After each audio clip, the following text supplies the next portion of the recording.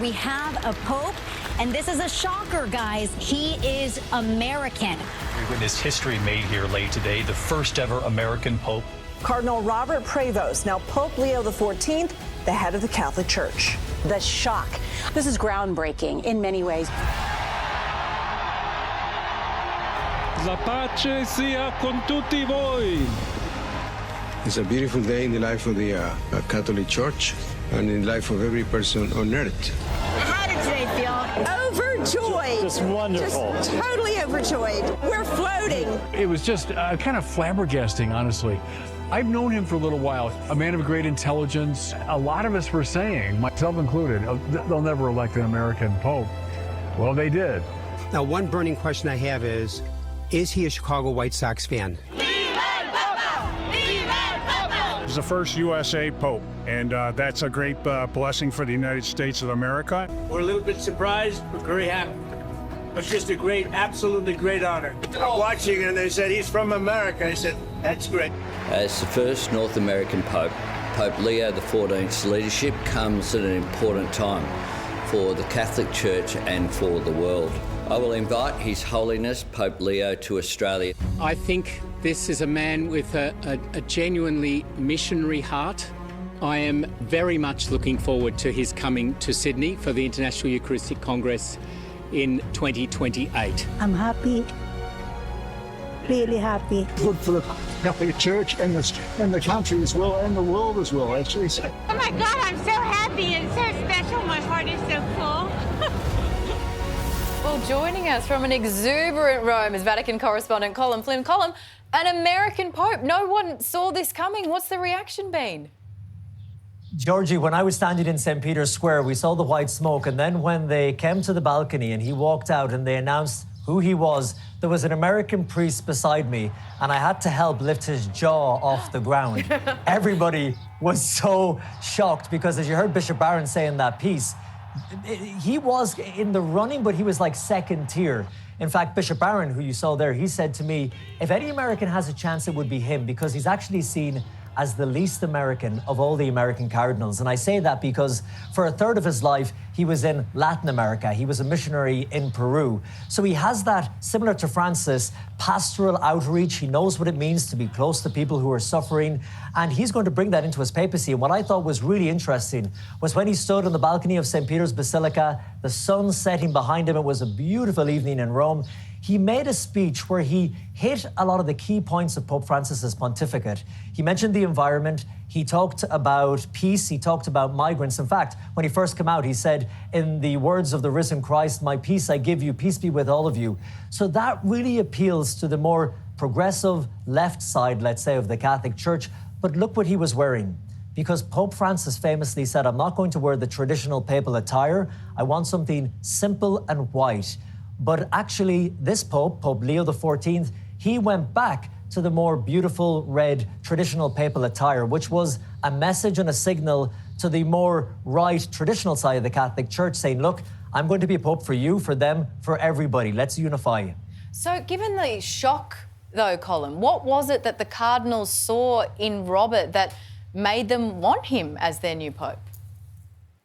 I think, Susie, there were two things, because in the pre-conclave meetings where they would tell us every day, here's what the cardinals spoke about, here are the issues that are going to be the driving forces in this conclave, lots of things came up, like reforming the Vatican finances, continuing to tackle the sexual abuse crisis, evangelizing, trying to get more young people into the churches, whereas here in the West, they're becoming more and more empty.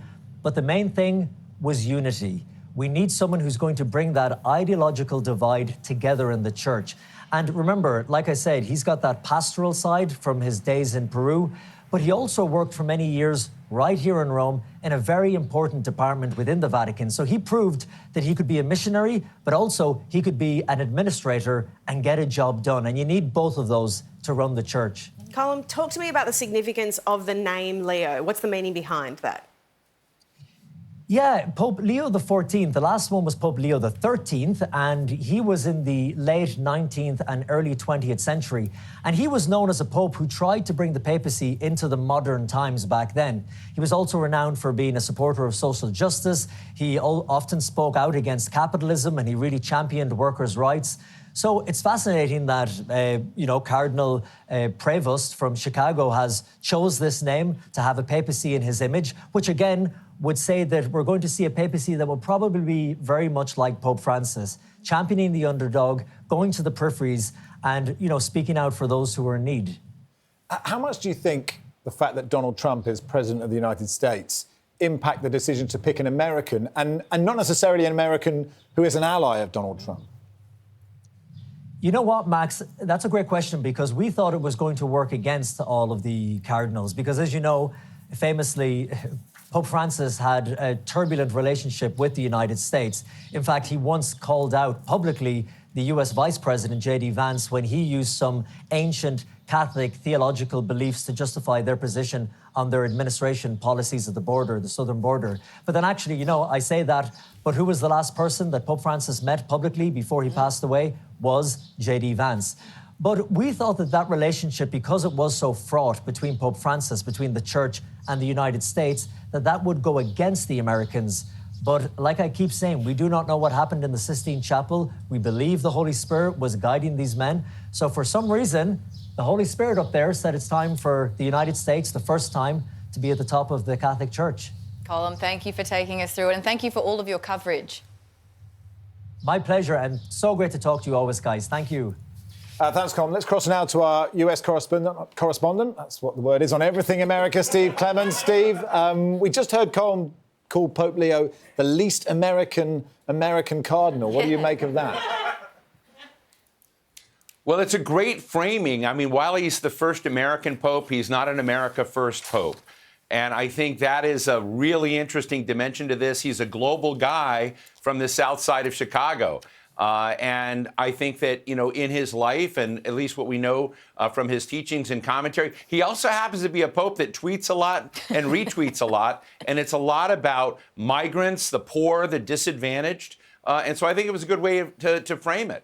Well, we know that the new Pope has voted in several Republican primaries, but has also criticised J.D. Vance. We heard that from Colm as well. What is the relationship, Steve, do you think, likely to be with the White House? Well, I think there's going to be a little bit of a honeymoon, and both Vice President Vance and President Trump have come out and said what a great thing that the Vatican picked an American Pope. So it's positive on that front. But after the honeymoon is over, I think it's going to be a train wreck. I think the Pope has 1.4 billion followers, very big deal. And he's already called out the vice president and to some degree the president in his tweets. He challenged Vice President Vance in saying, who had written or made comments that first you love your family, then you love others. And now Leo XIV, what we know is Leo XIV, then Robert Prevost had come out and said, no, that's wrong, Vice President Vance. You don't rank your love. Jesus never ranked his love of people. I think it was a very important message. And Cardinal Timothy Dolan of New York had written, who's a conservative in the church, had talked about how important it was to embrace migrants, to embrace the disadvantaged who are being moved around by violence and other issues around the world, and how that was core to America's story. And Prevost, now the Pope, tweeted this out because Dolan was challenging President Trump's anti-immigrant stance. So he's a political guy who's been making the case against these political leaders that they need to have a wider aperture in welcoming those that are in trouble. I mean, President Trump famously doesn't mind people calling him out on social media, does he? What are Trump and his followers making of this appointment? Well, as I said right now, those in power in the White House are applauding the appointment. Those not in the power, but who are whispering in the ear of President Trump, like Laura Loomer. Laura Loomer is a very big icon of the MAGA right in America. She is known to be someone who went in and told President Trump to fire a number of people in the National Security Council because she didn't feel they were loyal enough, and he did that. And she has tweeted out that this Pope is a Marxist, he's anti-Trump, he's anti-MAGA, and they're basically setting themselves up to be quite hostile to this Pope.